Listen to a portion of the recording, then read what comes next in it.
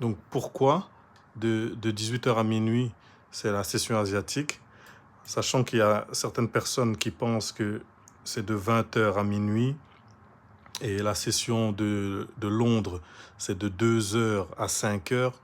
Tout cela est faux, en tout cas pour le marché des futurs. Peut-être que pour le Forex, ça se rapproche de la réalité. Nous, ici, on parle des marchés futurs. Je ne connais pas trop le marché du Forex, donc je ne vais pas m'aventurer là-dessus. Mais en tout cas, pourquoi? Parce que la Quaterly théorie le dit. Quaterly, comme ça s'entend, avec LY à la fin. Je vous invite à aller faire les recherches si vous avez besoin de plus de compléments dessus. Ce qu'il y a à savoir, c'est que la session asiatique, voilà, ça commence de 18 h à minuit. La session de Londres, c'est de minuit à 6 h.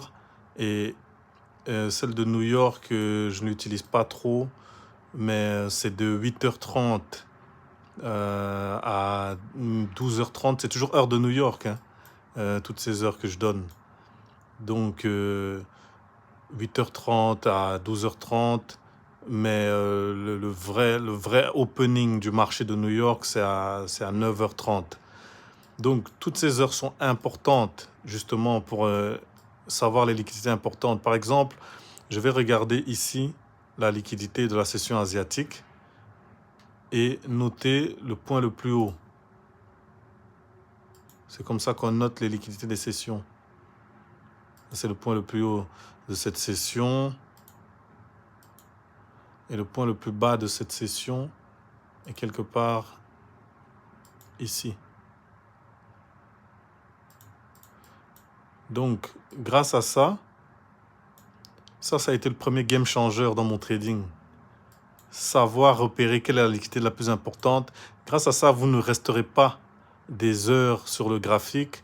Vous viendrez à des moments clés, vous pourrez mettre des réveils, vous pourrez choisir quelle session vous tradez. Il y a énormément de savoir concret à discuter sur ces éléments. Je ne peux pas tout dire en 2-3 vidéos, ça prendrait vraiment longtemps. Mais voilà, déjà si vous découpez le graphique comme ça, vous aurez déjà les meilleurs swings, les meilleures liquidités à observer et vous aurez une vision meilleure du déplacement des bougies.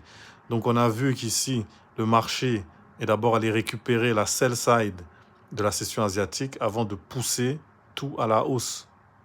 Ce n'est pas un hasard. Il n'y a pas de hasard. Et ça n'a pas poussé à la hausse n'importe où. Ça a poussé jusqu'à la liquidité du jour précédent.